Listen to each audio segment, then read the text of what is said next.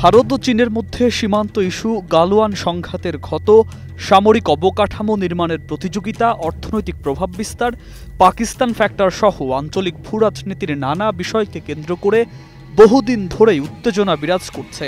সীমান্ত রেখা নিয়ে ধারাবাহিক টানাপোড়েন দুই দেশের কূটনৈতিক সম্পর্ককে বারবার উত্তপ্ত করে তুলেছে। এই প্রেক্ষাপটে চীন আবারও এমন দাবি তুলল যা অতীতের ক্ষত উস্কে দেয়।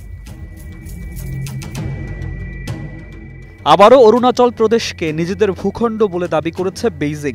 মঙ্গলবার চীনা পররাষ্ট্র মন্ত্রণালয়ের মুখপাত্র মাওনিং ঘোষণা দেন, অরুণাচল প্রদেশ নয় বরং জাংনান চীনের অবিচ্ছেদ্য অংশ।